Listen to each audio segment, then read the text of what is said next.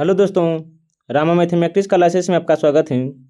जैसे कि RBD book Khan sir के जो हैं हम उसमें बिहार समान संग्रह के अंतर्गत बिहार का सामान्य परिचय, बिहार का प्राचीन इतिहास, बिहार का मध्यकालीन इतिहास और बिहार के इतिहास जानने के स्रोत हम वे सभी पढ़ लिए हैं। आज देखते हैं इस वीडियो में बिहार का आधुनिक इतिहास। बिहार के आधुनिक इतिहास से जितने भी प्रश्न बनते हैं हम वे सभी आपको करवाएंगे। बस आप इसे ध्यानपूर्वक देखिएगा और समझिएगा, और जो भी आपको महत्वपूर्ण पॉइंट लगे आप उसे अपने कॉपी पर नोट कर लीजिएगा, ताकि अगर यहाँ से प्रश्न बने तो एग्जाम हॉल में छूटने की संभावना बहुत ही कम बने। आधुनिक बिहार के अंतर्गत हम इस वीडियो में देखेंगे यूरोपीय कंपनी का आगमन बिहार में। इसके अलावा देखेंगे रंपा विद्रोह, चंपारण सत्याग्रह, मुंडा विद्रोह, संथाल विद्रोह, असहयोग आंदोलन, सवर्णावज्ञा आंदोलन और भारत छोड़ो आंदोलन, एवं देखेंगे प्रथम सत्याग्रह। हम सभी ये चीज़ आधुनिक बिहार के अंतर्गत पढ़ेंगे। बस आप इसे पेशेंस बनाकर देखते रहिएगा। अगर वीडियो अच्छा लगता है तो लाइक, सब्सक्राइब, कमेंट और साथ साथ अपने दोस्तों को साथ भी शेयर कीजिएगा। हम जो हैं देखिएगा इस वीडियो में हम जो पढ़ेंगे बिहार के ऑल एग्जाम व्यू से पढ़ेंगे, जो एग्जाम व्यू से बहुत ही इम्पोर्टेंट प्रश्न बनेगा। देखिएगा, आइए बिना समय लेते हुए आगे बढ़ते हैं। देखिएगा क्या है, तो अगर वीडियो अच्छा लगता है तो लाइक, सब्सक्राइब, कमेंट और साथ साथ अपने दोस्तों के साथ भी शेयर कीजिएगा। आइए देखते हैं, जिसमें से हम सबसे पहले पढ़ेंगे यूरोपीय कंपनी का आगमन। इस वीडियो में हम देखेंगे थ्योरी क्लास। इसकी अगले वीडियो में हम लाएंगे आधुनिक बिहार से जितने भी प्रश्न बनते हैं या पूछे गए हैं, जो होगा वस्तुनिष्ठ प्रश्न अर्थात प्रीवियस ईयर क्वेश्चन के रूप में हम इसके अगले वीडियो में पढ़ेंगे। बस आप इसे ध्यान से पहले इस वीडियो को देख लीजिएगा। और बिहार के मध्यकालीन और बिहार के प्राचीन इतिहास अगर नहीं देखे हैं तो उसे जाकर आप एक बार देख लीजिए। बहुत ही डिटेल और बारीकी से पढ़ाएं, वह भी एग्जाम व्यू से बहुत ही अति महत्वपूर्ण साबित होंगी। हम उसे प्लेलिस्ट में डाल दिए हैं, आप उसे जाकर एक बार आवश्यक देखें। देखिएगा क्या है, तो जिसमें से हम देखेंगे यूरोपीय कंपनी का आगमन। देखिएगा बिहार के क्षेत्र में सर्वप्रथम कौन है, तो पुर्तगाली आएंगे। कौन आए, तो पुर्तगाली आया है। तब पूछेंगे बिहार में सबसे पहले कौन आया है, तो पुर्तगाली आया है। कौन, तो पुर्तगाली आए हैं। उनके व्यापारिक केंद्र क्या है, तो हुबली है। कौन है, कहाँ है, तो हुबली है। लेकिन हुबली पूछेंगे कहाँ है, हुबली कौन से राज्य में है, तो कर्नाटक में है। हुबली कौन से राज्य में है, तो कर्नाटक में। आप इसे ध्यान से याद रखिएगा। हुबली जो है, हुबली धारवाड़ एवं हुबली कर्नाटक की जुड़वा शहर कहा जाते हैं। धारवाड़ और हुबली कर्नाटक का जुड़वा शहर कहा जाता है। आप इसे ध्यान से याद रखिएगा। कर्नाटक जो है हुबली नदी के किनारे ही अवस्थित है। आप इसे ध्यान से याद रख सकते हैं। इसके अलावा जो है यह शहर जो है कपास, लोहे एवं व्यापारिक केंद्र होने के साथ साथ खूबसूरत एवं हथकर उद्योग के लिए भी प्रसिद्ध है। कौन से, तो हुबली शहर। आप इसे ध्यान से याद रख सकते हैं। इसके अलावा है, देखिएगा हुबली में जो है महत्वपूर्ण सूती केंद्र भी है। हुबली में जो है महत्वपूर्ण सूती केंद्र भी हैं। आप इसे ध्यान से याद रखिएगा। इसके अलावा पूछेंगे हुबली रेलवे स्टेशन का नाम बदलकर क्या रख दिया गया है। हुबली रेलवे स्टेशन का नाम बदलकर क्या रख दिया गया है, तो Shri सिद्धारूढ़ा Swami ji railway station Hubli. Shri सिद्धारूढ़ा Swami ji railway station Hubli रख दिया गया है। आप इसे ध्यान से याद रखिएगा। इसके अलावा है, देखिएगा और एक पढ़ता है हुबली, एक पढ़ता है क्या, तो हुबली। देखिएगा, लेकिन यहाँ से पूछेंगे हुबली कहाँ है। कहाँ, तो हुबली। एक मिनट देखिएगा, हुबली पूछेंगे कहाँ है, हुबली पूछेगा तो होगा पश्चिम बंगाल में। कहाँ? तो पश्चिम बंगाल में। लेकिन हुगली पूछेगा तो होगा कर्नाटक में। कहाँ होगा? तो कर्नाटक में। और हुबली नदी जो है गंगा में मिलकर बंगाल की खाड़ी में विसर्जन हो जाते हैं, बंगाल की खाड़ी में विसर्जन हो जाते हैं, अर्थात मिल जाते हैं। आप इसे ध्यान से याद रखिएगा। आइए आगे बढ़ते हैं। तो क्या बोले हैं, बिहार में सर्वप्रथम कौन है? तो पुर्तगाली हैं। लेकिन पूछेंगे पुर्तगाली भारत कब आए हैं? तो 1498 में। पुर्तगाली भारत कब आए हैं? तो 1498 में आया है। लेकिन पूछेंगे 1498 में किस व्यक्ति का जन्म हुआ है? तो याद रखिएगा, मीराबाई का जन्म कब हुआ है? तो 1498 में ही हुआ है। कहीं कहीं यह प्रश्न आपको देखने को मिल जाएगा। आगे देखिएगा। लेकिन यहाँ से पूछेंगे हुबली कहाँ है? हुबली पूछेंगे तो आप याद रखिएगा पश्चिम बंगाल। कहाँ? तो पश्चिम बंगाल अर्थात कोलकाता। लेकिन हुगली पूछेगा तो आप याद रखिएगा कर्नाटक की राजधानी कहाँ है? तो आप कमेंट में बता सकते हैं। देखिएगा, अब बिहार जो है, क्या बोले हैं, बिहार जो है सोलह व्यापार के लिए प्रसिद्ध है। बिहार जो है सोलह व्यापार के लिए प्रसिद्ध है। हम इस वीडियो में वही पॉइंट देखेंगे जो एग्जाम व्यू से बहुत ही इम्पोर्टेंट और महत्वपूर्ण साबित होंगे। देखिएगा आगे क्या है, तो देखिएगा दूसरा है वर्तमान पटना कॉलेज जो है 1632 में डच फैक्ट्री द्वारा स्थापित की गई थी। डेन व्यापारियों ने नेपाली कोठी जो वर्तमान में पटना सिटी में व्यापारिक कोठी खोली थी। पटना में व्यापारिक कोठी खोली थी। आगे देखिएगा, सोड़ा जो है सोड़ा के व्यापार से लाभ उठाने के लिए अंग्रेज ने 1620 में पटना के आलमगंज में प्रथम फैक्ट्री स्थापित की। तब पूछेंगे अंग्रेज सोरा व्यापार के लिए पटना में प्रथम फैक्ट्री कब खोला था और कहाँ खोला? तो 1620 में पटना के आलमगंज में खोला था। आप इसे ध्यान से याद रखिएगा। इसके अलावा तत्कालीन बिहार के सूबेदार मुबारक खान ने अंग्रेजों के रहने की व्यवस्था करवाई थी। अर्थात तत्कालीन बिहार के सूबेदार, उस समय जो बिहार के सूबेदार तो मुबारक खान था, वह मुबारक खान ने अंग्रेजों को रहने की व्यवस्था भी करवाई थी। लेकिन 1621 में यह फैक्ट्री बंद हो गई थी। तो पूछेंगे सोरा का फैक्ट्री अंग्रेज का कब बंद हुआ? तो 1621 में। लेकिन खुला था कब? तो 1620 में। ठीक एक साल के बाद ही इसे बंद कर दिया गया था। इसे ध्यान से याद रखिएगा। इसके अलावा क्या, तो देखिएगा 1632 में पीटर मुंडी बिहार की यात्रा की थी जो एक अंग्रेजी यात्री थी। तो पूछेंगे पीटर मुंडी बिहार कब आए? तो 1632 में आए थे। इसने डच कंपनी को व्यापार करते हुए देखा था।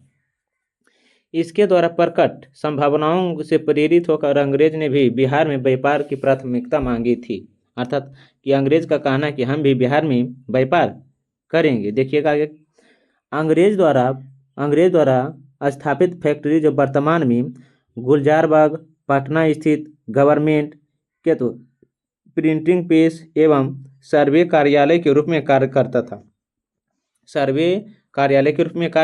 लेकिन देखिएगा, मुगल शासक फर्रुखसियर, तो पूछेंगे फर्रुखसियर कैसा तो मुगल शासक था। तो कौन सा मुगल शासक ने अंग्रेजों को फरमान जारी कर दिया? तो फर्रुखसियर 1717 में। इस फरमान को अंग्रेजों ने मैग्ना कार्टा कहा था। 1664 में जॉब चौरनक पटना फैक्ट्री का प्रधान बन गया था और 1680 से 1681 तक अपने पद पर बने रहे। को तो जॉब चौरनक। आगे क्या, तो देखिएगा एक मिनट। हाँ, यूरोपीय व्यापारी की गतिविधियों द्वारा बिहार में एक व्यापारी पश्चिम एशिया एवं मध्य एशिया के देश, अफ्रीका के तटवर्ती और यूरोपीय देशों के साथ यह सभी बढ़ता रहे हैं। यूरोपीय अर्थात सोरा एक कह सकते हैं तो तंबाकू की तरह नशीला पदार्थ है। सोरा क्या एक नशीला पदार्थ है।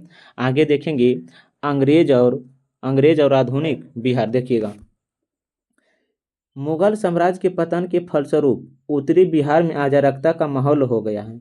अब मुगल वंश के संस्थापक कौन है? तो बाबर है। आप इस ध्यान से याद रखिएगा। बंगाल के नवाब अलवर्दी खां, बंगाल के नवाब अलवर्दी खां 1752 में अपने पोते सिराजुद्दौला को उत्तराधिकारी नियुक्त किया है। तब पूछेंगे अलवर्दी खां के पोते कौन थे, तो सिराजुद्दौला था, सिराजुद्दौला था, उसे अपना उत्तराधिकारी नियुक्त किया था। अलवर्दी खां की मृत्यु, अलवर्दी खां की मृत्यु के बाद, अलवर्दी खां की मृत्यु के बाद सिराजुद्दौला 10 अप्रैल 1756 को, 10 अप्रैल 1756 को सिराजुद्दौला बंगाल का नवाब बन गया है, बंगाल का नवाब बनता है। लेकिन 23 जून 1757 को प्लासी का युद्ध होता है, 23 जून 1757 को प्लासी का युद्ध होता है। इस युद्ध में, प्लासी के युद्ध के पश्चात रॉबर्ट क्लाइव जो था मीर जाफर को बंगाल का नवाब नियुक्त करता है, बंगाल का नवाब नियुक्त करता है। किसे, तो सिराजुद्दौला को हटाकर लॉर्ड क्लाइव मीर जाफर को बंगाल का नवाब नियुक्त करता है और उसके पुत्र मीरन को बिहार को उपनवाब, अर्थात मीर जाफर के पुत्र को मीरन को बिहार का उपनवाब नियुक्त करता है। लेकिन बिहार में वास्तविक सत्ता बिहार के नायब नाजिम राजा राम नारायण के पास था, राजा राम नारायण के पास था। तब पूछेंगे प्लासी के युद्ध कब हुई, तो 23 जून 1757 को था। फिर से ध्यान से याद रखिएगा, 23 जून 1700, उस समय बंगाल के गवर्नर कौन थे, तो लॉर्ड क्लाइव थे। आगे देखिएगा 1 मिनट। तत्कालीन मुगल शहजादा अली गौहर ने पुनः मुगल सत्ता पर स्थापित करने की चेष्टा की, लेकिन 1760 में अली गौहर ने पटना पर घेरा डाल दिया, जिसे कैप्टन हॉकिंस के नेतृत्व में सेना ने मार भगाया और मुगल सम्राट आलमगीर द्वितीय की मृत्यु के पश्चात अली गौहर जो पटना का शासक 1760 में अंग्रेजों की फैक्ट्री में राजाभिषेक किया था, अली गौहर शाह आलम द्वितीय के नाम से गद्दी पर बैठता है, अली गौहर शाह आलम द्वितीय के नाम पर गद्दी पर बैठता है। फिर ध्यान से याद रखिएगा। आगे देखिएगा क्या बोले हैं, हाँ देखिएगा, आप कमेंट में बताइएगा कि 1759 में और 1760 में कौन सा युद्ध हुआ है। 1759 और 1760 में कौन सा युद्ध हुआ है, आप इसका जवाब कमेंट में बताइएगा। देखिएगा कि वांडीबास का युद्ध कब हुआ है, इसके अलावा एक युद्ध और हुआ है, उसका जवाब कमेंट में बताइए डेट के साथ। देखिएगा दूसरा पॉइंट है, अंग्रेजों ने 1760 में मीर कासिम को बंगाल का नवाब नियुक्त कर दिया। अंग्रेज के हस्तक्षेप से मुक्त होने के लिए बंगाल का नवाब मीर कासिम ने अपनी राजधानी मुर्शिदाबाद से मुंगेर स्थानांतरित कर ली थी। तब पूछेंगे वह कौन सा शासक या नवाब था, जिसने अपनी राजधानी मुर्शिदाबाद से मुंगेर स्थानांतरित की थी, तो मीर कासिम था। देखिएगा, लेकिन जस्ट ही अगले साल 1764 में बक्सर का युद्ध भी हुआ था, 22 अक्टूबर 1764 को होता है, कौन, तो बक्सर का युद्ध होता है। इस युद्ध में बंगाल के नवाब मीर कासिम, अवध के नवाब सिराजुद्दौला तथा मुगल सम्राट शाह आलम द्वितीय की संयुक्त सेना ने सर हेक्टर मुनरो के नेतृत्व में अंग्रेजी सेना को पराजित किया। तो मीर कासिम, सिराजुद्दौला, शाह आलम द्वितीय सर हेक्टर मुनरो को पराजित किया था। आगे देखिएगा, बक्सर के युद्ध के पराजय के बाद 1765 में शाह आलम द्वितीय ने इलाहाबाद की संधि की, तो इलाहाबाद की संधि 1765 में हुआ। इसके तहत 26 लाख रुपये वार्षिक पेंशन के बदले बिहार बंगाल उड़ीसा क्या बोले हैं, बिहार बंगाल उड़ीसा के क्षेत्र की दीवानी अर्थात लागू वसूली का अधिकार ईस्ट इंडिया कंपनी को प्रदान किया गया। एक संधि के तहत अपनी कंपनी बिहार की प्रशासन चलाने के लिए नायाब निजाम का अथवा उपरांतपति के पद का सृजन किया गया। कंपनी की अनुमति के बिना क्या, तो देखिएगा अंग्रेजी कंपनी के अनुशंसा ही नायाब नजीम अथवा उपराजपति नियुक्त थे। लेकिन देखिएगा क्या बोले हैं, बंगाल बिहार उड़ीसा बोले हैं। देखिएगा 1 मिनट, बंगाल क्या बोले हैं, बंगाल बिहार और सॉरी एक मिनट देखिएगा, बंगाल, उड़ीसा, झारखंड, बंगाल, उड़ीसा, झारखंड बिहार से कब अलग हुआ है, बिहार से कब अलग हुआ है? तो बंगाल जो हुआ था 1912 में हुआ था, उड़ीसा 1936 में हुआ है, झारखंड कब अलग हुआ है? तो 15 नवंबर 2000 को। लेकिन इसका जवाब कमेंट में बताइएगा कि बिहार असली स्वरूप में कब आया है, बिहार जो है असली स्वरूप में कब आया है? देख इसका जवाब कमेंट में बताइएगा।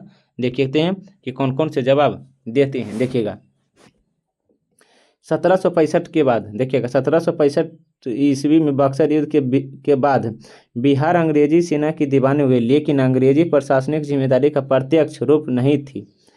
कोर्ट ऑफ डायरेक्टर्स के विचार विमर्श करने के बाद लॉर्ड क्लाइव ने 1765 में बंगाल एवं बिहार के क्षेत्र पर द्वैध शासन प्रणाली का लागू कर दिया था। द्वैध प्रशासन लागू के समय बिहार का प्रशासनिक मिर्जा मोहम्मद कजीम खां जिसे मीर जाफर का भाई के हाथों में था। आगे क्या, तो उप सूबेदार, क्या बोले हैं, उप सूबेदार धीरज नारायण जो राजा राम नारायण का भाई था को सहायता नियुक्त किया गया था।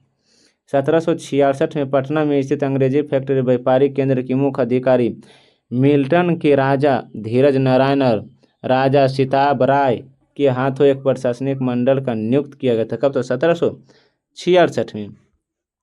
आगे देखिएगा क्या, तो 1770 में बिहार के लिए पटना लगान परिषद का गठन किया गया 1770 में। इसके अध्यक्ष जेम्स एलेक्जेंडर और इसके सदस्य थे रॉबर्ट पाल्क, जॉर्ज बेनीसीट लागू वसूली का कार्य अब लगान परिषद द्वारा देखे जाने लगा, जबकि सिताब राय के अधीन निजामत खां सामान्यतः प्रशासनिक कार्य कर रहे थे। 1790 ईस्वी तक अंग्रेजों ने बिहार में फौजदारी प्रशासन को भी अपने नियंत्रण में ले लिया। पटना के प्रथम अंग्रेज मजिस्ट्रेट के पद पर चांसलर फ्रांसिस ग्रांट की नियुक्ति हुई थी। आप यह पॉइंट याद रखिएगा, एग्जाम व्यू से बहुत ही इम्पोर्टेंट साबित हो सकते हैं। दोबारा पढ़ देते हैं, देखिएगा 1790 ईस्वी तक अंग्रेज ने बिहार में फौजदारी प्रशासन को भी अपने नियंत्रण में ले लिया। पटना में प्रथम अंग्रेज मजिस्ट्रेट के पद पर चार्ल्स फ्रांसिस ग्रांट की नियुक्ति हुई थी। आगे देखिएगा, एक मिनट, हाँ। 1770 में बिहार में भीषण अकाल पड़ा। तो पूछेंगे बिहार में भीषण अकाल कब पड़ा? तो 1770 में पड़ा था। पटना, भागलपुर, दरभंगा जिले में अकाल का प्रकोप अधिक रहा। तो सबसे ज़्यादा बिहार में अकाल पड़ा 1770 में, लेकिन पटना, भागलपुर, दरभंगा में अधिक प्रकोप रहा। 1783 में बिहार में पुनः अकाल पड़ा, दोबारा फिर अकाल पड़ा। 1783 में अकाल पड़ा। जॉन शोर को इसके कारणों की प्रति जांच हेतु नियुक्त किया गया। जॉन शोर ने एक अन्नागार के निर्माण की सिफारिश की, जिसके पश्चात पटना में गोलघर का निर्माण करवाया गया था। कब? तो 1783 में किसके कहने पर? तो जॉन शोर के कहने पर आप इसे ध्यान से याद रखिएगा। तब पूछेंगे पटना के गोलघर के निर्माण कब हुआ था? 1783 में। किसके कहने पर? तो जॉन शोर के कहने पर। किस लिए? तो अनाज रखने के लिए। देखिएगा, तो बिहार में भीषण अकाल 1770 में पड़ा, फिर दोबारा 1783 में पड़ा, फिर दोबारा 1783 में पड़ा, और सबसे पहले पटना, भागलपुर, दरभंगा में अधिक इसका प्रकोप देखने को मिलता है। आगे क्या है? तो देखिएगा बिहार में अंग्रेजी विरोधी, देखिएगा, जिसमें सबसे पहले बहावी आंदोलन। क्या है? तो बहावी आंदोलन। देखिएगा, बहावी आंदोलन की शुरुआत अब्दुल अल हवाब द्वारा अरब क्षेत्र में किया गया था। तब पूछेंगे बहावी आंदोलन की शुरुआत किसने की थी? अब्दुल अल हवाब के क्षेत्र में, तो अरब के क्षेत्र में। देखिएगा आगे क्या है? तो एक मिनट, हाँ।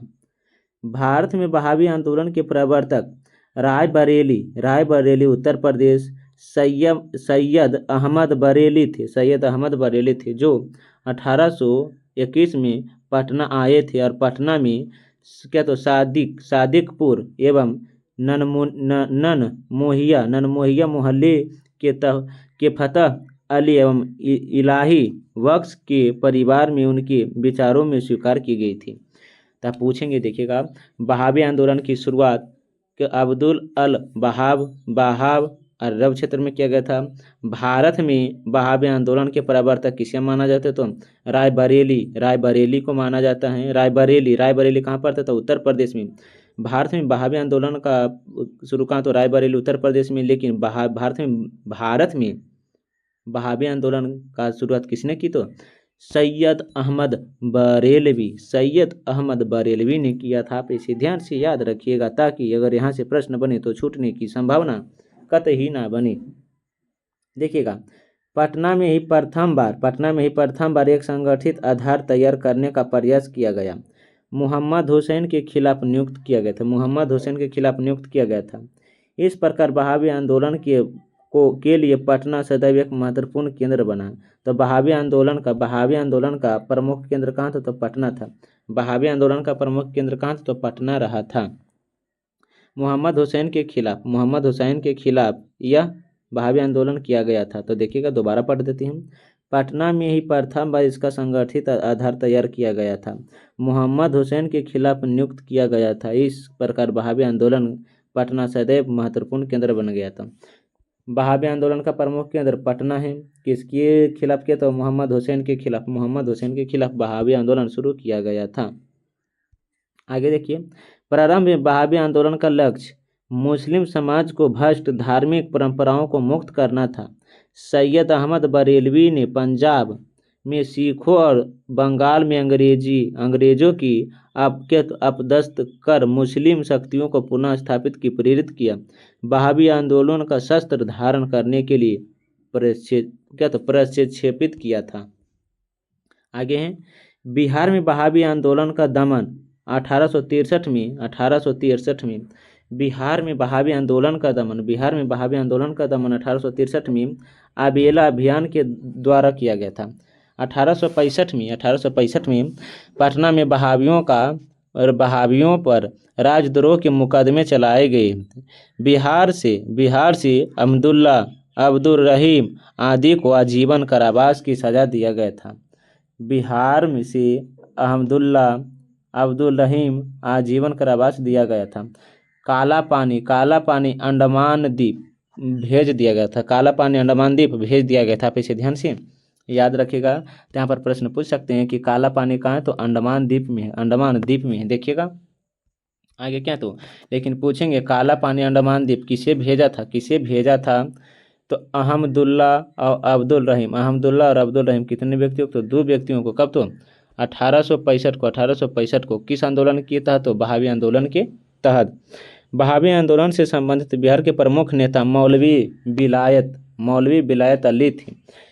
बहावी आंदोलन से संबंधित बिहार के प्रमुख नेता कौन शामिल थे? मौलवी विलायत अली थे। इस आंदोलन के अंतर्गत सैयद अहमद बरेलवी द्वारा पटना में निम्नलिखित 4 खिलाफ नियुक्ति हुए थे। विलायत अली, इनायत अली, क्या तो शाह मोहम्मद हुसैन और क्या तो फरात हुसैन थे। बिहार में बहावी आंदोलन 1757 तक सक्रिय रहा। बिहार में बहावी आंदोलन कब तक सक्रिय था? 1757 तक सक्रिय रहा। 1863 में उसका पूर्णतः दमन हो गया था। बहावी आंदोलन का दमन कब होता? 1863 में बहावी आंदोलन का दमन हो गया था। बहावियों का क्या तो फराइजी आंदोलन बहावी आंदोलन ही प्रेरित। बहावियों का फराइजी आंदोलन बहावी आंदोलन ही से ही प्रेरित था। आगे देखिएगा, 1 मिनट। नोनिया विद्रोह क्या? तो नोनिया विद्रोह देखिएगा, 1 मिनट। नोनिया विद्रोह बिहार के 16 उत्पादक वर्ग थे जिन्होंने 1770 से 1800 के बीच विद्रोह किया था। बिहार के मुजफ्फरपुर, हाजीपुर, सारण, पूर्णिया आदि क्षेत्र में सोरा के उत्पादन किया जाता था, जिससे बारूद बनाने में किया जाता था। बिहार में मुजफ्फरपुर, हाजीपुर, सारण, पूर्णिया में सोरा उत्पादन किया, सोरा से बारूद बनाए जाते थे। वस्तुतः विशिष्ट कारखानों के साथ सोरा के व्यापार में अधिकांश लाभ बिचौलिया द्वारा हड़प लिया गया था। इसके परिणाम स्वरूप नोनिया समुदाय ने गुप्त रूप से सोरा बेचना शुरू किया। अंग्रेजों द्वारा इस पर रोक लगाई गई, जिसके विरुद्ध में नोनिया समुदाय ने इसका विरोध किया था। तब पूछेंगे नोनिया विद्रोह कब हुआ था? 1770 से 1800 के बीच हुआ था। किसके लिए? तो सोरा के लिए। सोरा किससे क्या बनते थे? तो बारूद बनते थे। आगे क्या? तो लोटा विद्रोह। लोटा विद्रोह कब हुआ था? 1856 में। लोटा विद्रोह कब हुआ था? 1856 में हुआ था। मुजफ्फरपुर के जेल में कैदियों के द्वारा पीतल के जगह मिट्टी की लोटा दी गई थी। मिट्टी की लोटा दी गई थी, तो लोटा विद्रोह किया गया था। मुजफ्फरपुर के जेल में पीतल के जगह जो लोटा देते थे उसे छीन कर मिट्टी की लोटा दी गई थी। और मुजफ्फरपुर के कैदियों द्वारा लोटा विद्रोह किया गया था। कब? तो 1856 में। आप इसे ध्यान से याद रखिएगा। इसके अलावा है कोल विद्रोह। क्या? तो कोल विद्रोह 1831 ईस्वी के लगभग प्रारंभ हुआ था। 1831 ईस्वी के लगभग प्रारंभ हुआ था। छोटा नागपुर जो झारखंड में पड़ते हैं, छोटा नागपुर के कोल में यह विद्रोह उस समय किया गया था। उनके मुखिया लोगों को लेकर मुस्लिम तथा सिख कृषकों को दे दी गई थी। 1831 के लगभग हुआ था। सिंहभूम, पलामू, हजारीबाग, मानभूम आदि क्षेत्र पर व्यापक फैला था। कौन? तो कोल विद्रोह में बिरसा मुंडा, हो, उराव, क्या? तो खरवार, चेर जनजाति के लोग भी शामिल या भाग लिए थे। इस विद्रोह की अवधि 1831 से 32 थी। कोल विद्रोह का प्रमुख कारण आदिवासियों की जमीन पर गैर आदिवासियों द्वारा अधिकार किया गया था। तत्कालिक कारण छोटा नागपुर पठार के जमींदार भाई हरनाथ शाही द्वारा उनकी जमीन को छीनकर अपने प्रिय लोगों को सौंप दिया गया था। तब पूछेंगे छोटा नागपुर के जमींदार भाई हरनाथ जो थे आदिवासियों की जमीन छीनकर अपने लोगों को सौंप देते थे। इस विद्रोह के प्रमुख नेता बुद्धो भगत के तो सिंगराय एवं सुंगी थे। तो पूछेंगे कोल विद्रोह के प्रमुख नेता कौन थे? तो बुद्धो भगत, सिंगराय और सुंगी थे। बुद्धो भगत, सिंगराय और सुंगी थे। करीब 800 से लेकर 1000 लोग मारे गए थे। कोल विद्रोह में करीब 800 से 1000 लोग मारे गए थे। इस विद्रोह में 1832 में अंग्रेजी सेना के समक्ष विद्रोहियों का समर्पण किया गया था। आप इसे ध्यान से याद रखिएगा। इसके अलावा संथाल विद्रोह। क्या? तो संथाल विद्रोह देखिएगा। संथाल विद्रोह ब्रिटिश और अपनी बेसिक व्यवस्था के प्रतिरूप व्यापक शस्त्र विद्रोह था। यह विद्रोह 1856 में प्रभावी रहा। 1856 में इसका दमन किया गया। 1856 में कोल विद्रोह का दमन कर दिया गया था। इस विद्रोह का केंद्र भागलपुर से लेकर राजमहल की पहाड़ी तक था। क्या? तो दमीनी कोह तक था। 30 जून 1856 को भागनी गिंडी में संथालों ने विद्रोह करने का निर्णय लिया। इस विद्रोह का नेतृत्व सिंधु कान्हू चांद भैरव ने किया था। संथाल विद्रोह का नेतृत्व किसने किया था? 4 व्यक्ति ने मिलकर किया था। सिंधु कान्हू सबसे ज्यादा प्रश्न में पूछे जाते हैं, लेकिन चांद भैरव कम दिया रहता है। तो अगर सिंधु कान्हू नहीं दिया रहता है तो चांद भैरव भी मार सकते हैं। संथाल विद्रोह का भी नेतृत्व किया था सिंधु कान्हू चांद भैरव। देखिएगा आगे क्या था। इस विद्रोह का मुख्य उद्देश्य बाहरी लोगों की भागना एवं विदेशियों पर हमेशा के लिए समाप्त करना था और न्याय धर्म की राज स्थापित करना था।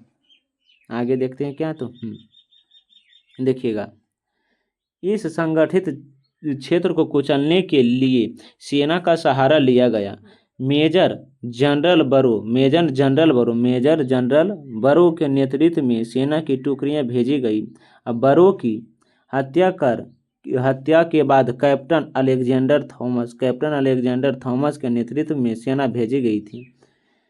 उप क्या देखिएगा आगे क्या, तो 1 मिनट देखिएगा। उपद्रवग्रस्त क्षेत्र में मार्शल लॉ लागू कर दिया गया और विद्रोहियों नेताओं की गिरफ्तारी के लिए इनामों की घोषणा कर दी गई थी। लगभग 15,000 संथाल मारे गए थे, लगभग 15,000 संथाल मारे गए थे।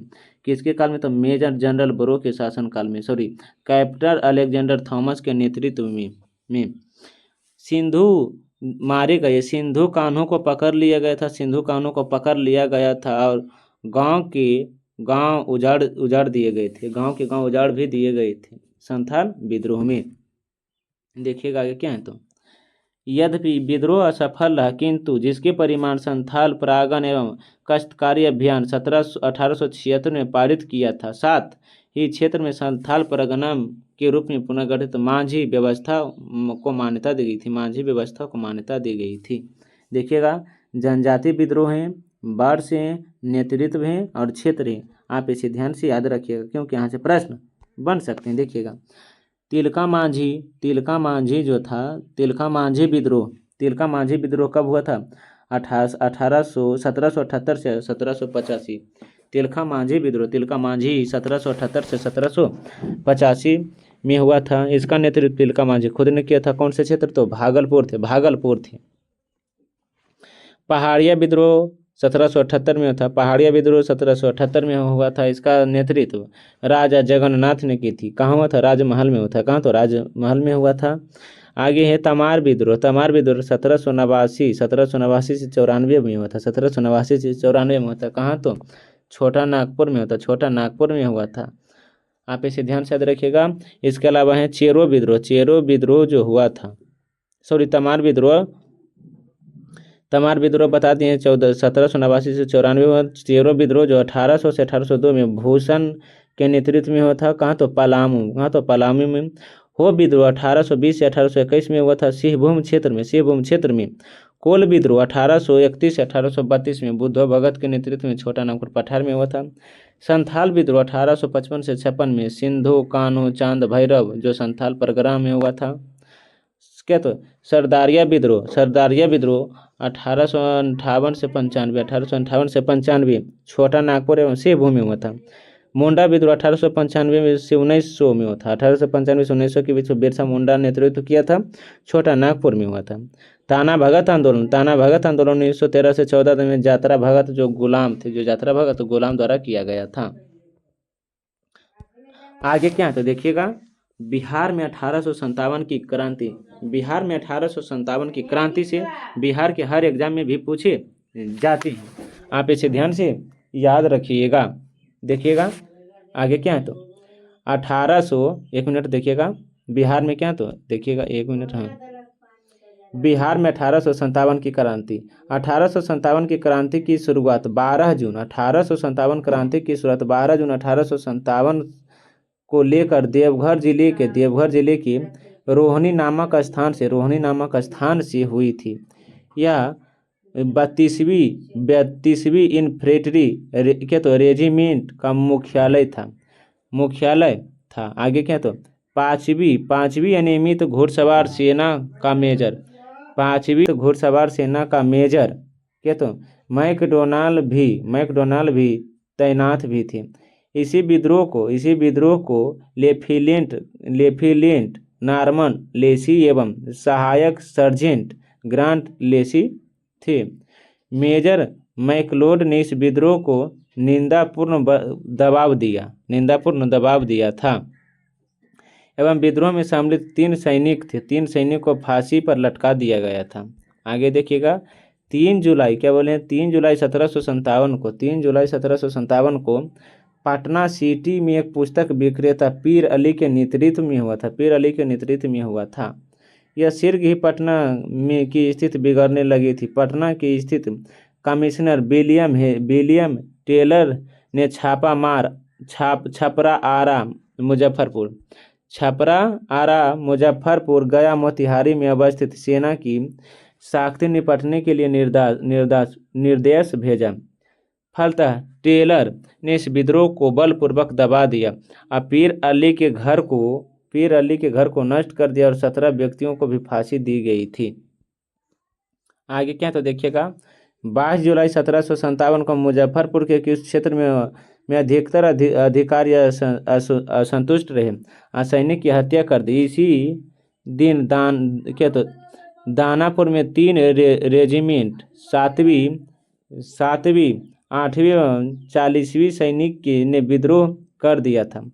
यह विद्रोह जगदीशपुर की जमींदार कुंवर सिंह द्वारा मिल गई थी। इनका सहयोग से कुंवर सिंह ने आरा का नगर और कचहरी राजकोष पर भी अधिकार कर लिया था। आगे क्या तो देखिएगा, कैप्टन डनवर यह जो थी आरा को मुक्त कराने के लिए उद्देश्य से दानापुर आए थे और संघर्ष किया था। 2 अगस्त 1857 को कुंवर सिंह एवं मेजर अय्यर की सेनाओं के बीच बीबीगंज के निकट भयंकर संघर्ष हुआ था। मेजर आयार एवं कुंवर सिंह के बीच भयंकर संघर्ष हुआ था 2 अगस्त 1757 को बीबीगंज के निकट, जिसमें कुंवर सिंह के नेतृत्व में विद्रोहियों को आरा छोड़ना पड़ा। आप इसे ध्यान से याद रखिएगा। इसके अलावा क्या है तो देखिएगा, दिसंबर 1857 में कुंवर सिंह ने रीवा में नाना साहब के साथ मिलकर अंग्रेजों से युद्ध किया। तत्पश्चात उसने आजमगढ़ उत्तर प्रदेश में अंग्रेजों को पराजित किया था। आगे क्या तो देखिए, बलिया उत्तर प्रदेश के समीप अंग्रेजों के साथ युद्ध में विजय होने के बाद जगदीशपुर की ओर लौटने के प्रयास में कुंवर सिंह ने 23 अप्रैल 1858 को कैप्टन लीग्रांड के नेतृत्व वाली सेना ने बुरी तरह से उसे पराजित कर दिया। लेकिन कुंवर सिंह इस युद्ध में घायल हुआ और 2 दिन के पश्चात उनकी भी मृत्यु हो गई थी। कुंवर सिंह के बाद उसका संघर्ष कर्म उनके भाई अमर सिंह ने आगे बढ़ाया। शाहबाद क्षेत्र में उनका नियंत्रण बना रहा। नवंबर 1858 तक अंग्रेज इस क्षेत्र पर अपना अधिकार पुनः स्थापित कर लिया था। कुंवर सिंह का जन्म 1780 में भोजपुर जिला के जगदीशपुर गांव में हुआ था। इनके पिता शहबाज दास सिंह था। एक उदार स्वभाव के जमींदार थे। वे अपने पिता के ज्येष्ठ पुत्र थे, ज्येष्ठ अर्थात सबसे बड़ा पुत्र थे। इनका ब्याह देवयुगा गया में हुआ था। इनके पूर्वज परमार राजपूत जो उज्जैन से आकर शाहबाद जिले में बस गए थे।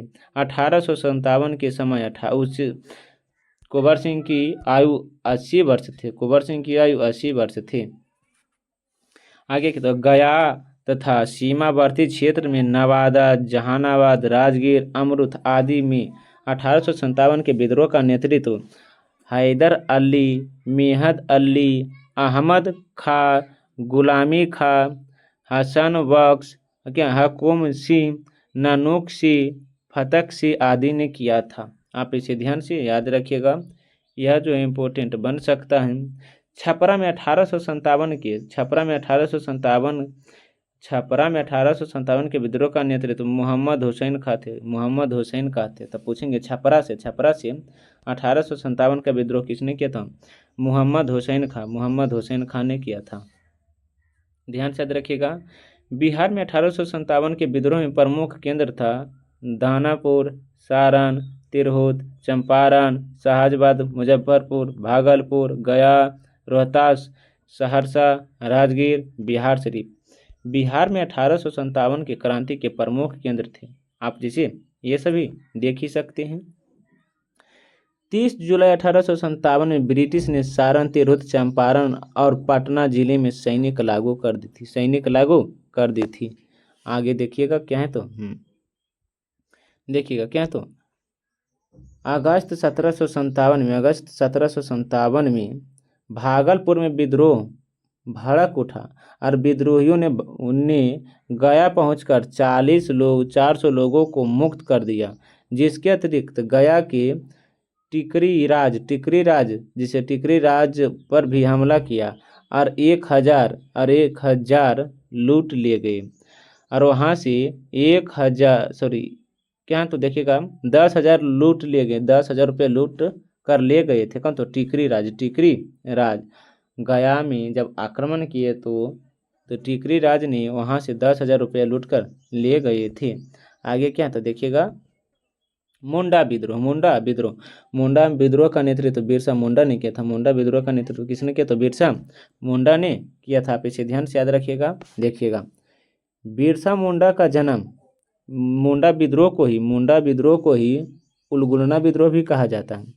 बिरसा मुंडा का जन्म 1875 में रांची के उलगित गांव में हुआ था। ये मुंडा जनजाति के बिरसा का मानना था कि भगवान ने लोगों को भलाई और उनके दुख दूर करने के लिए भेजा है, इसीलिए वे स्वयं को भगवान मानते थे, धरती अम्बा जगत पिता के रूप में मानते थे। बिरसा मुंडा स्वयं को भगवान मानते थे।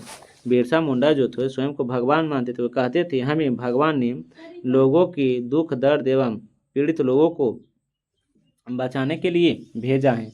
बिरसा मुंडा धरती को अम्बा मानते थे और जगत को पिता मानते थे। बिरसा मुंडा धरती को अम्बा और जगत को पिता मानते थे। आगे क्या तो देखिएगा, 1899 से 1900 के बीच में बिरसा मुंडा के नेतृत्व में हुए मुंडा विद्रोह छोटा नागपुर झारखंड के क्षेत्र में सर्वाधिक चर्चित विद्रोह था। इसे मुंडा उलगुना विद्रोह भी कहा जाता है। इस विद्रोह की शुरुआत मुंडा जनजाति की पारंपरिक व्यवस्था के तो खूट टंकी की जमींदार व्यवस्था में परिवर्तन के कारण हुआ था। बिरसा मुंडा ने स्वयं को सिबोग का अवतार माना था। सिगबोग का अवतार बताया गया था तथा एकेश्वरवाद का उपदेश दिया। आप इसे ध्यान से याद रखिएगा। इसके अलावा क्या तो देखिएगा, इस विद्रोह में महिलाओं की भी भूमिका रही। बिरसा मुंडा ने जनता को जागृत किया और जमींदार एवं अंग्रेज के खिलाफ विद्रोह किया। उन्होंने अंग्रेज को कर और साहूकार को बिरसा मुंडा ने जनता को जागृत किया। कर और साहूकार को ऋण ब्याज एवं भुगतान करने की जनता को संगठित किया था। आगे क्या था देखिएगा, बिरसा देखिए जनता को संगठित किया था। लेकिन इस प्रकार विद्रोह ब्रिटिश शासन के अंत में झारखंड मुंडा प्रशासन तत्कालीन विद्रोह की स्थापना के लिए विद्रोह का नेतृत्व किया था। आगे क्या तो देखिएगा, बिरसा मुंडा क्या बोले हैं, बिरसा मुंडा जो थे धर्म को राजनीतिक पर जोर दिया और राजनीतिक सैन्य संगठनों बनाने के उद्देश्य से प्रचार करते हुए गांव की यात्रा की। 3 फरवरी 1900 में बिरसा मुंडा को सिंहभूम में गिरफ्तार कर लिया गया था। 3 फरवरी 1900 को बिरसा मुंडा को सिंहभूम में गिरफ्तार कर लिया गया और रांची जेल में डाल दिया गया था। और 9 जून 1900 को हैजा से उनकी मृत्यु हो गई थी। तब पूछेंगे बिरसा मुंडा की मृत्यु कब हुई थी?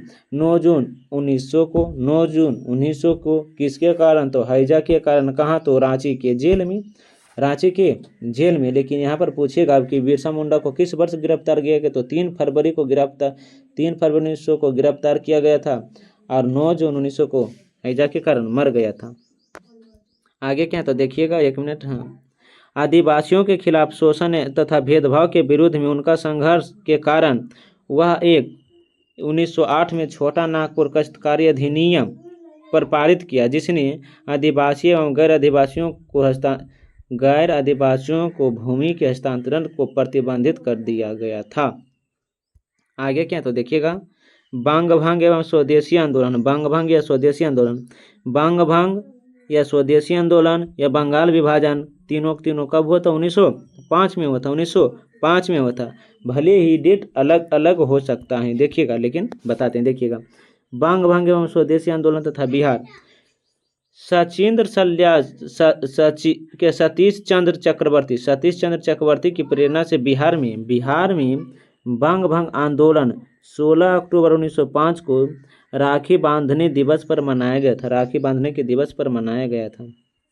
तब पूछेंगे बंग भंग एवं स्वदेशी आंदोलन किसकी अनुशंसा पर? तो सतीश चंद्र चक्रवर्ती की अनुशंसा पर 16 अक्टूबर 1905 को 16 अक्टूबर 1905 को राखी बांधने के दिवस पर बिहार में तरुण स्वदेशी आंदोलन से प्रभावित होकर 1906 में बिहार के स्टूडेंट कॉन्फ्रेंशन की स्थापना की गई थी और 1905 में ही बंगाल विभाजन हुआ था लॉर्ड कर्जन के ही काल में। आप इसे ध्यान से याद रखिएगा। आगे क्या तो देखिएगा क्रांतिकारी आंदोलन और बिहार देखिएगा 1906 से 1907 में बाबाजी ठाकुरदास ने पटना में रामकृष्ण मिशन की स्थापना की थी। तब पूछेंगे बाबाजी ठाकुरदास पटना में रामकृष्ण मिशन की स्थापना कब हुआ था? रामकृष्ण मिशन की स्थापना कब हुआ है? तो 1906 से 1907 में किया था। 1906 से 1907 में किया था। कहाँ? तो पटना में। कौन? तो बाबाजी ठाकुरदास ने की थी। तथा क्रांतिकारी विचार के प्रचार के लिए द मदरलैंड नामक पत्रिका भी प्रकाशित की। द मदरलैंड पत्रिका किसने प्रकाशित किया था? बाबाजी ठाकुरदास। कब? तो 1906 से 1907 और 1906 में ही एक मिनट देखिएगा 1906 में ही मुस्लिम लीग की स्थापना हुई। कहाँ? तो बांग्लादेश ढाका। आप इसे ध्यान से याद रखिएगा। 1906 में ही ऑल इंडिया मुस्लिम लीग की स्थापना कब? तो 1906 में ही हुआ था। हम जो भी बोल रहे हैं एग्जाम व्यू से बहुत ही इम्पोर्टेंट प्रश्न साबित हो सकते हैं। आप इसे ध्यान से याद रखिएगा। लेकिन रामकृष्ण मिशन की स्थापना सुभाष चंद्र बोस कि भगत सिंह ने किया है? आप इसका जवाब कमेंट में बताइएगा। देखिएगा आगे क्या तो देखिएगा 30 अप्रैल 1908 को मुजफ्फरपुर के प्रमुख वकील प्रिंगले कैंडी की गाड़ी पर खुदीराम बोस तथा प्रफुल्ल चाकी द्वारा जज डी.एच. किंग्सफोर्ड की हत्या की के उद्देश्य से बम फेंका गया, परंतु श्रीमती कैंडी तथा उनकी पुत्री की मृत्यु हो गई थी। घटना के तो क्या बोले मुजफ्फरपुर कांड के बाद दोनों रेलवे लाइन से समस्तीपुर भाग गई। प्रफुल्ल चंद्र चाकी ने 2 मई 1908 को आत्महत्या करे थे। किसने? तो प्रफुल्ल चाकी ने। लेकिन खुदीराम बोस पर मुकदमा चलाया गया, उन्हें फांसी की सजा दी गई। इस मुकदमे में कालिदास बसु खुदीराम बोस के वकील थे। तब पूछेंगे जब खुदीराम बोस पर मुजफ्फरपुर कांड के लिए वकील खुदीराम बोस किसे चुना था? तो कालिदास बसु को चुना था खुदीराम बोस अपने वकील के रूप में। देखिएगा 1907 में शांति नारायण ने स्वराज नामक एक समाचार पत्र निकाला, जिसमें मुजफ्फरपुर बम कांड का जिक्र था और उसके लिए शांति नारायण को लंबी कैद दी गई। देखिएगा एक मिनट दोबारा सुनिएगा। 1907 में शांति नारायण ने स्वराज नामक पत्र पर एक पत्रिका निकाला, उसमें बताया कि मुजफ्फर कांड की जिक्र किया गया, जिसके कारण अंग्रेज ने शांति नारायण को लंबी कैद की सजा दी गई थी। आगे क्या तो देखिएगा पृथक आंदोलन। पृथक बिहार के गठन का श्रेय सच्चिदानंद सिन्हा को दिया जाता है। पृथक बिहार राज्य के गठन का श्रेय सच्चिदानंद सिन्हा को दिया जाता है। देखिएगा 1894 में बिहार टाइम्स पत्रिका का प्रकाशन आरंभ हुआ, जिसमें बिहार को पृथक प्रांत मानने की मांग की थी, बिहार को पृथक प्रांत बनाने की मांग रखी थी। इस पत्रिका के संपादक में हमें महेश नारायण थे और उनके प्रमुख सहयोगी सच्चिदानंद सिन्हा भी थे। आगे देखिएगा, इसी वर्ष बिहार के उपराज्यपाल चार्ल्स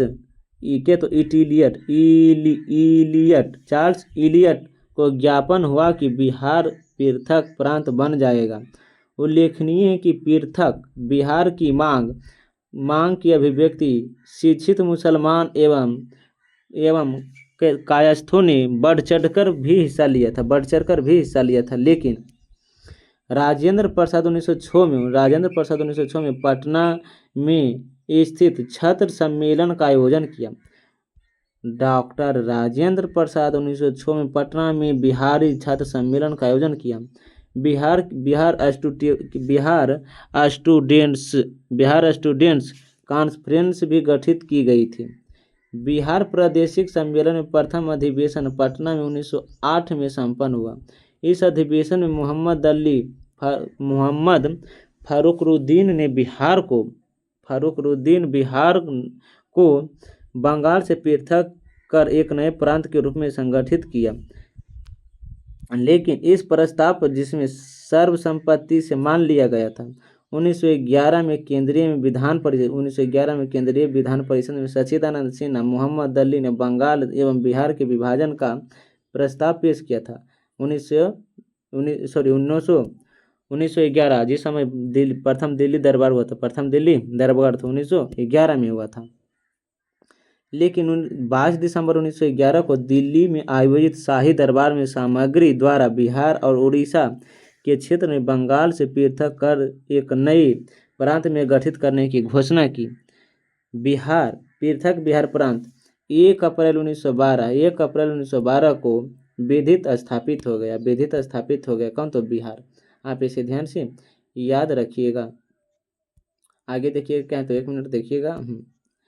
स्वतंत्रता आंदोलन और बिहार। स्वतंत्रता आंदोलन क्या है? तो बिहार है। देखिएगा, जिसमें से कुछ पहले इस तरफ जो पॉइंट है हम उसे देख लेते हैं, जो एग्जाम व्यू से बहुत ही इंपॉर्टेंट बन सकता है। देखिएगा, भारतीय राष्ट्रीय आंदोलन से संबंधित है। स्थापना एवं प्रथम अधिवेशन। भारतीय राष्ट्रीय कांग्रेस की स्थापना 28 दिसंबर 1885 को हुआ था। आप इसे ध्यान से याद रखिएगा। कब हुआ? तो देखिएगा, प्रथम अधिवेशन में भारतीय राष्ट्रीय कांग्रेस की स्थापना हुआ था। कहाँ? तो किसने किया था? तो ए.ओ. ह्यूम ने किया था। कहाँ? तो गोकुलदास संस्कृत तेजपाल विद्यालय में किया था। आगे क्या था? देखिएगा, प्रथम अधिवेशन में 72 सदस्य थे। प्रथम अधिवेशन कहाँ? तो बम्बई में हुआ था। गोकुल दास तेज संस्कृत विद्यालय में होगा। गोकुलदास तेजपाल संस्कृत विद्यालय में इसका स्थापना हुआ था। भारतीय राष्ट्रीय कांग्रेस के अध्यक्ष भूमेशचंद्र बनर्जी बने थे। प्रथम सचिव कौन? तो ए.यू. हुम बने थे। नामकरण दादा भाई नौरोजी ने किया था। तत्कालीन वायसराय लॉर्ड डफरिन था। तब पूछेंगे, यहाँ से इस तरह प्रश्न पूछे जाते हैं कि भारतीय राष्ट्रीय कांग्रेस के प्रथम अध्यक्ष कौन थे? तो भूमेशचंद्र बनर्जी। भारतीय राष्ट्रीय कांग्रेस के प्रथम सचिव कौन चुने गए? तो ए.ओ. हुम।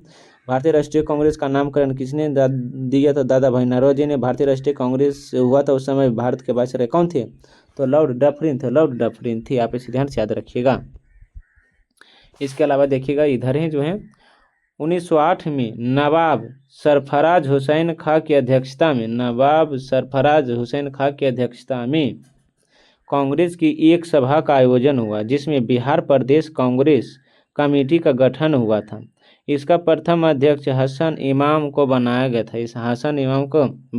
था। इसके कोषाध्यक्ष सच्चिदानंद सिन्हा थे। आगे क्या था? देखिएगा, बाबू दीप नारायण सिंह के प्रयत्नों से बिहार कांग्रेस कमेटी जो दूसरा सम्मेलन भागलपुर में सच्चिदानंद सिन्हा की अध्यक्षता में 1909 में संपन्न हुआ था। तो देखिएगा, दोबारा सुनिएगा। बाबू दीप नारायण सिंह के प्रयत्नों से बिहार कांग्रेस कमेटी का दूसरा सम्मेलन भागलपुर में सच्चिदानंद सिन्हा की अध्यक्षता में 1909 में संपन्न हुआ था। 1912 में पटना में कांग्रेस का 27वां सम्मेलन आयोजित हुआ। इसके अध्यक्ष R.N. माधोलकर थे। इनके अध्यक्ष R.N. माधोलकर थे, जबकि महामंत्री सच्चिदानंद सिन्हा और स्वागत समिति अध्यक्ष मजरुल हक थे। आगे क्या देखिएगा, 1 मिनट। हाँ, बिहार में मजहरुल हक और सच्चिदानंद सिन्हा ने 1914 में, देखिएगा दोबारा पढ़ते हैं। बिहार में मजरुल हक और सच्चिदानंद सिन्हा 1914 में कांग्रेस द्वारा ब्रिटेन भेजे जाने वाले शिष्टमंडल के सदस्य चुने गए थे। शिष्टमंडल के सदस्य कौन चुने गए थे? मजरुल हक, सच्चिदानंद सिन्हा। कब? तो 1914 में।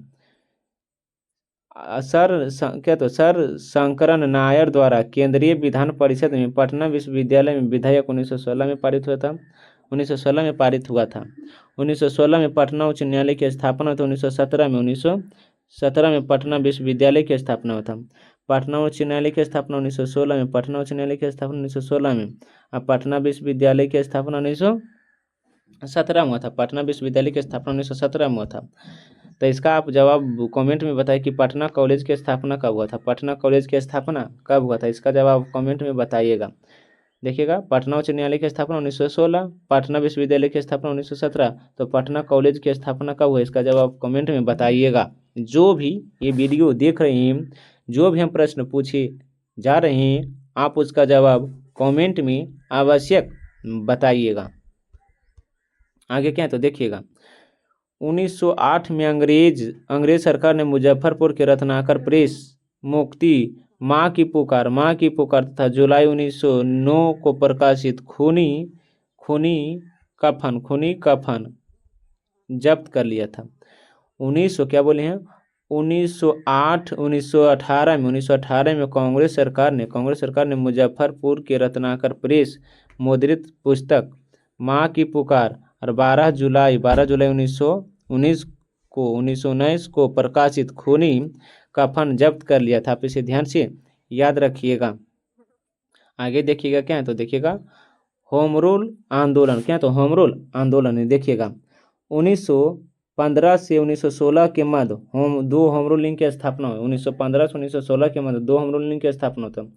पुणे में होम रूलिंग की स्थापना बाल गंगाधर तिलक ने की थी। मद्रास में होम रूलिंग की स्थापना यानी बेसेंट ने की थी। होम रूलिंग भारतीय राष्ट्रीय कांग्रेस की सहायक संधि की भांति कार्य करते हैं। इस आंदोलन का मुख्य उद्देश्य स्वराज की प्राप्ति के लिए था। 16 दिसंबर 1916 को बांकीपुर में 16 दिसंबर 1916 को बांकीपुर पटना में भी सभा की और पहली बार होम रूलिंग की स्थापना की। इसके अध्यक्षता मजरुल हक, उपाध्यक्ष क्या तो सरफराज हुसैन तथा मंत्री चंद्रवंशी सहाय थे। देखिएगा, दोबारा पढ़ते हैं। 16 दिसंबर 1916 को बांकीपुर पटना में होम रूलिंग की स्थापना हुई। इसके अध्यक्षता मजरुल हक निदवा एवं उपाध्यक्ष कौन थे? सरफराज हुसैन एवं मंत्री चंद्रवंशी सहाय थे। श्रीमती एनी बेसेंट ने होम रूलिंग के कार्यकारिणी सिलसिले में दो बार 8 अप्रैल 1918 तथा 25 जुलाई 1918 को पटना का दौरा किया था। तब पूछेंगे होम रूलिंग के स्थापना के दौरान एनी बेसेंट पटना के दौरा कितने बार किए? तो 2 बार किए थे। कब? तो देखिएगा, 18 अप्रैल 1918, 25 जुलाई 1918 पे से ध्यान से याद रखिएगा। अब देखेंगे इसकी अगले वीडियो में चंपारण सत्याग्रह से आगे देखिएगा। जो भी इसके पहले हम पढ़ाए हैं आप उसे एक बार पुनः देख लीजिएगा, ताकि बिहार के आधुनिक से जितने भी प्रश्न बनते हैं ये सभी आपको एक ही वीडियो में याद हो जाए। तब तक के लिए पढ़ने में मस्त रहिए, ज़बरदस्त रहिए। हम मिलते हैं एक अगले वीडियो के साथ, जो होगा चंपारण सत्याग्रह। जय हिंद, जय भारत।